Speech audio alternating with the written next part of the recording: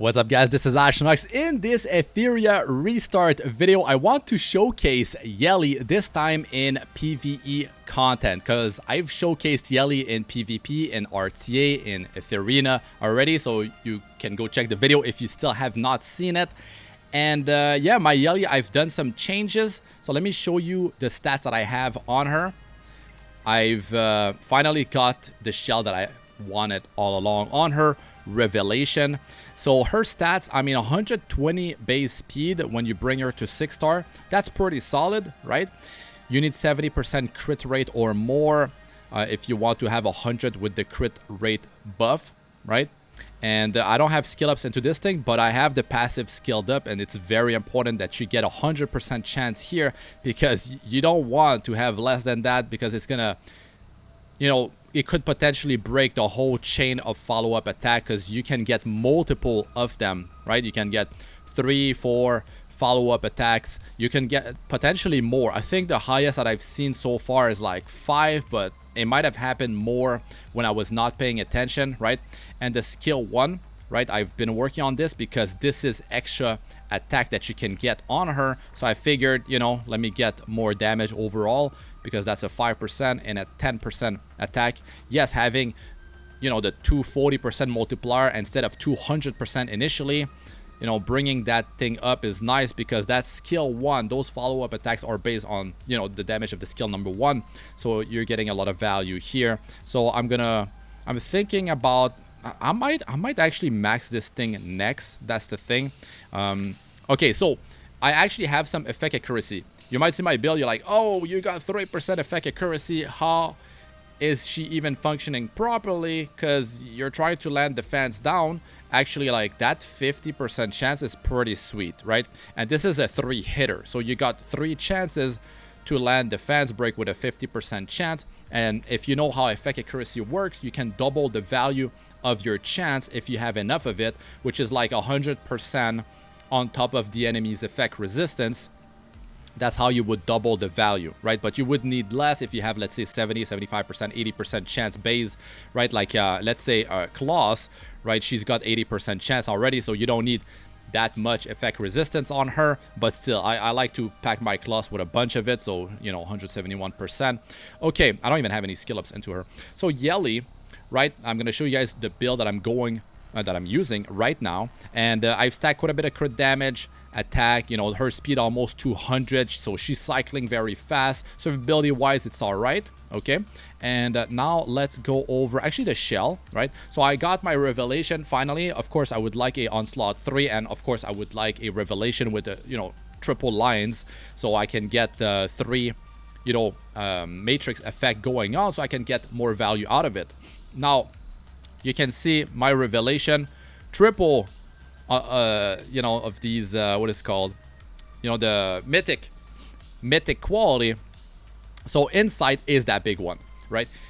I rolled this, and I've rolled it early on, right? And effect accuracy 48% is really nice. This effect reduces by 20% at the end of each turn. So that's the thing, you lose value, but you know, that turn 1, that turn 2 is very important. So especially with all these follow-up attacks, and every follow-up attack can actually steal a buff from the target.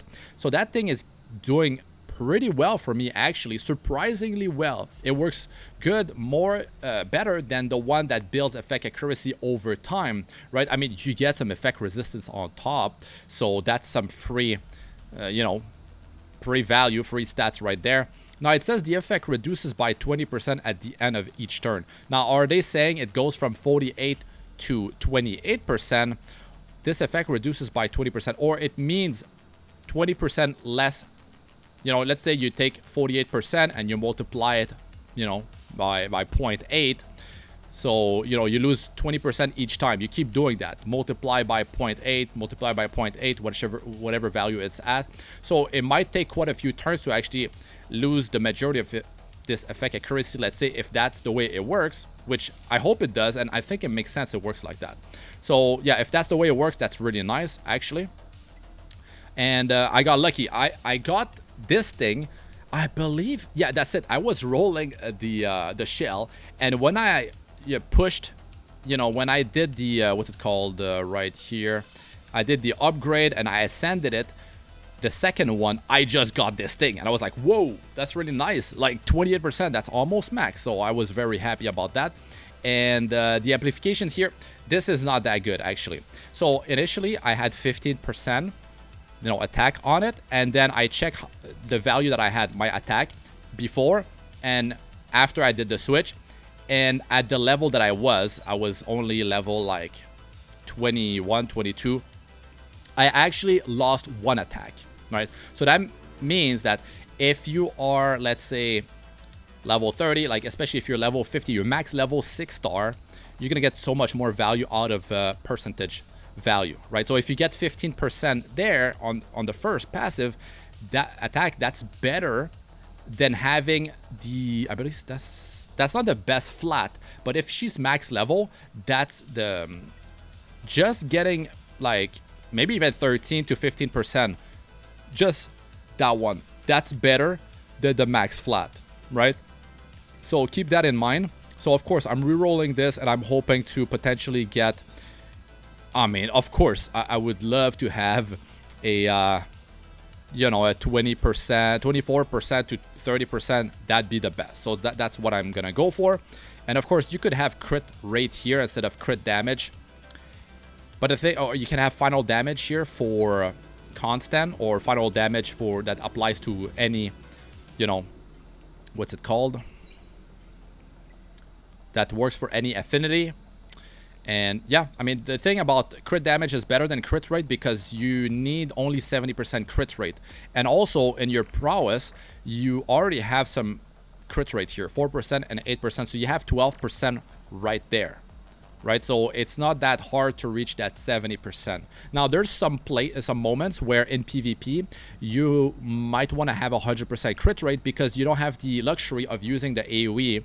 You have to use single target attacks. If you are sleeping the enemy, let's say, then you don't want to wake them up with the skill number 3, so you have to pick them off with the skill 1, and in that case you're not going to have the crit rate buff, right? So keep that in mind. And the modules that I have on her are as follow. So of course I'm going for, you know, 70% crit rate. I'm going for as much crit damage as possible, as much attack as possible, as much speed as possible, and some effect accuracy if I can. It's a bonus, but to be honest, like I wish I had more, right? Because I have 3%, I think. Like here on this piece, you can get effect accuracy, like instead of effect resistance, you can get like crit, speed, and effect accuracy, and a fourth one. Like I have flat attack, so if you want to squeeze a bit more damage, you can have that, right? Or you can have something else for survivability. And on this module, this is like offset the battle wheel. I'm not trying to get the battle wheel going because that doesn't even work too, apparently. The bramble doesn't work for her to chain follow-up attack. It's just going to be one skill 1, that's it. And here, you know, like you can see the stat, like attack percentage main, you got like crit, 14% crit damage is pretty sweet with some speed. So if I had effect accuracy instead of the flat HP, that'd be great. And here, crit rate 40%. So of course, like I could get attack percentage on this thing. I could have speed. I could have effect accuracy, right? I could have even the flat attack is fine. But to be honest, I mean, yeah, it's more damage, right? It's more damage. It adds up. And I would go full glass cannon on her instead of getting some survivability because I'm trying to kind of like burst down whoever I'm fighting. And here we got crit damage. So I'm rocking attack percentage, crit rate, and crit damage on the main stat. And that seems to be the best distribution of stat increase. And here we have attack percentage and speed, which is great. But instead of flat attack and effect resist, I would much rather have something like crit rate, right? Of course, if you already have 70%, it's fine. Like you could have effect accuracy and flat attack, attack percentage, and speed. That works as well, of course. Did I skip that one? So yeah, speed, crit damage, and this cannot have effect accuracy from what I remember. So the fourth substat, it's just gonna be like survivability, I believe. That's the thing, because if I go here and I just show anything with effect accuracy, there is nothing, and you cannot even get attack percentage from what I remember, right? So it's gonna be a survivability substat on that one. And even flat attack cannot happen, I think. Oh, it can. Actually, you can go full offense, sorry. You can go crit damage, speed, and flat attack if you want maximum damage on this middle left piece. So that's pretty cool. And of course, I don't have any of these. So that, like, if someone has that, 8% crit, and here crit damage 12%, of course, that's nice. But, you know, maybe one day when I purchase from the shop over time. So yeah. And the revelation, which I need to get attack percentage to hopefully 30% one day, right? But like I'll be fine like with 25% or higher.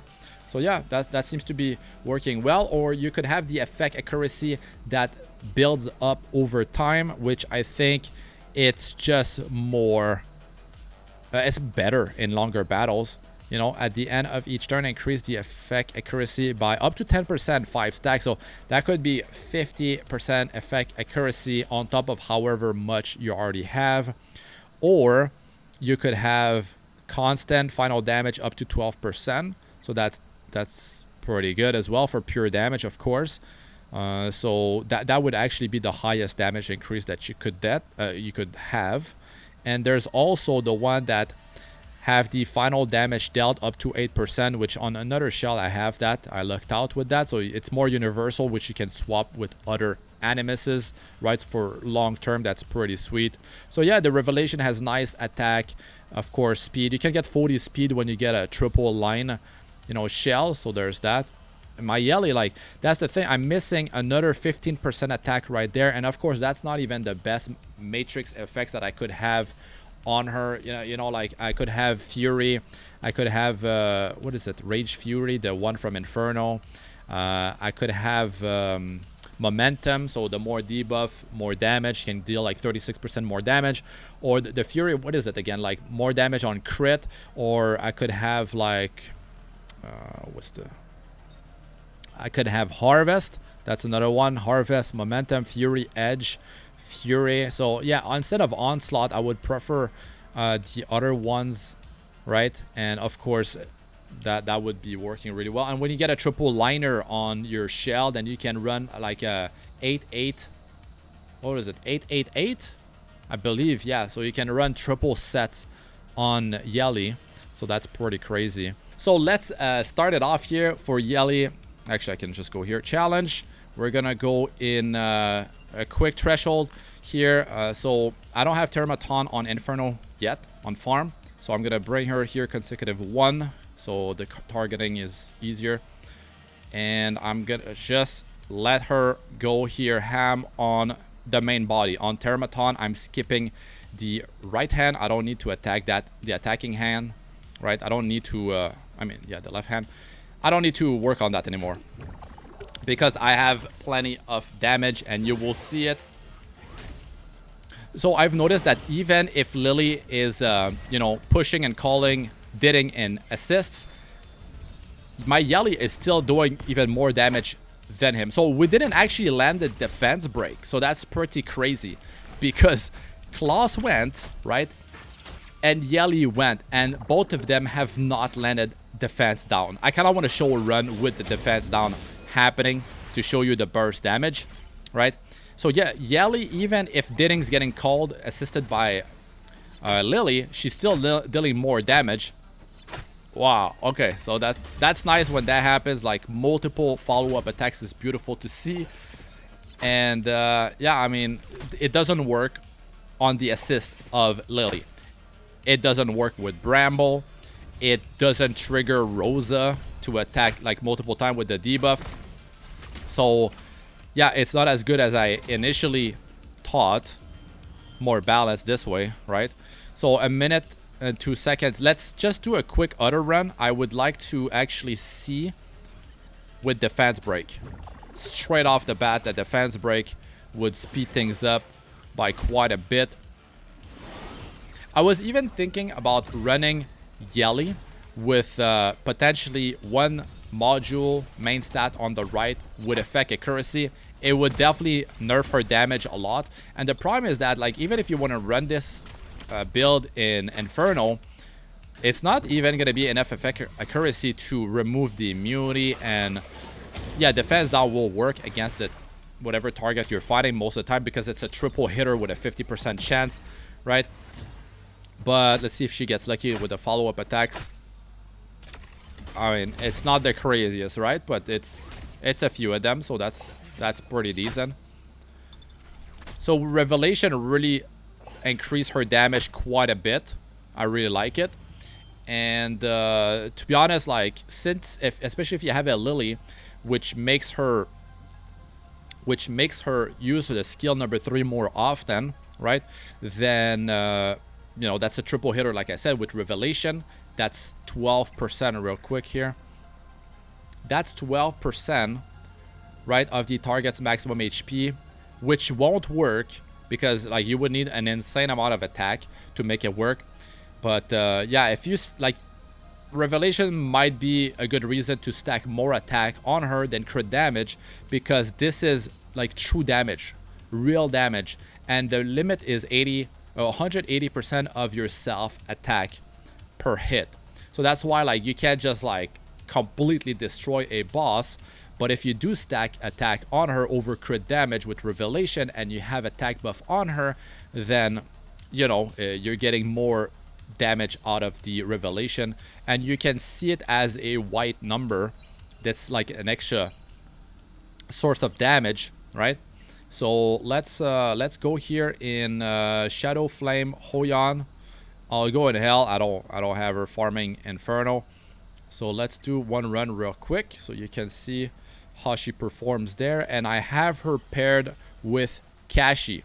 Now I can manual this, but I'm gonna let it run on auto, right, to show you how it works on auto. Because Kashi, Lily goes, pushes Yeli, right? Yeli skill 3 defense break with follow-up attack with skill 1, however many that is. Potentially gets the attack buff from Valerian, right? Because Valerian can land the attack buff with the Hazy Dream, but it's between attack buff, defense buff, speed buff. We already have it from Lily. Crit rate buff, which we don't have. So like, there's a chance it's not gonna be attack buff, I think, right? But I've seen attack buff so many times though, right? Kashi, if we just right after she goes, we push her 100% turn meter, so she's ready to go again. -1 turn cooldown on her skill, all her skills, right? So she's you know, that much closer to use her skill 3 again. I don't even have skill ups into it, right? But that's really cool. It's an attack buff as well. So let's just go in there, right? You can see it in action. So anytime someone goes, they get the buff that one of the buff they don't have. Oh, we did get the attack buff, right? So you can see here, we didn't get defense down. So that's unfortunate. So Lily will allow her to use the skill 3 again. So that's another chance to land defense down. Valerian is good for, you know, increasing your survivability. That's without defense down. So you can see now Kashi used skill 3, and now the next time he uses skill 2, we got the defense down here. Didn't get lucky with a bunch of follow-up attacks, and it doesn't work, the passive, the follow-up attacks with Lily assist. Because if it worked, man, that would have been completely busted though. Man, that run is not that quick because those defense downs did not happen. So I'm just gonna like let it go one more time. Hopefully it works that time. But I have noticed that it's quite a bit more reliable with that third passive on the Revelation, because getting 48% effect accuracy for free on the turn 1 is pretty sweet. Okay, I mean, she could have gone crazy with those follow-up attacks, right? So you can see it, like, her burst damage is pretty decent, but you have to remember she doesn't have the attack buff.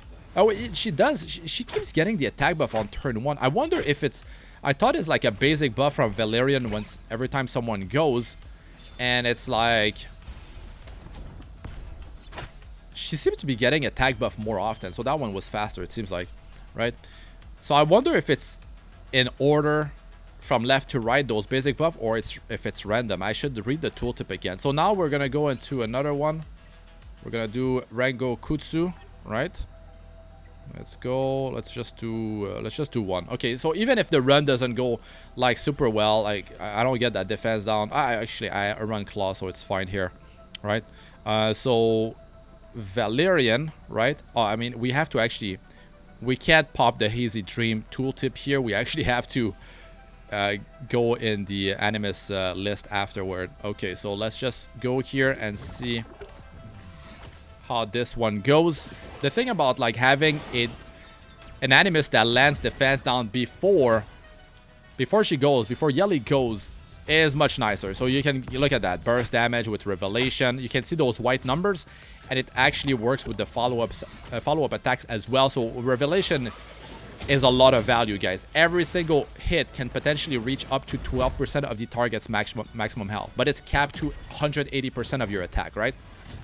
So you can definitely see that damage of Revelation, man. Like if you get a ton of we even have attack down on Yeli. We had the attack down debuff, so yeah, she still is doing a ton of damage, right?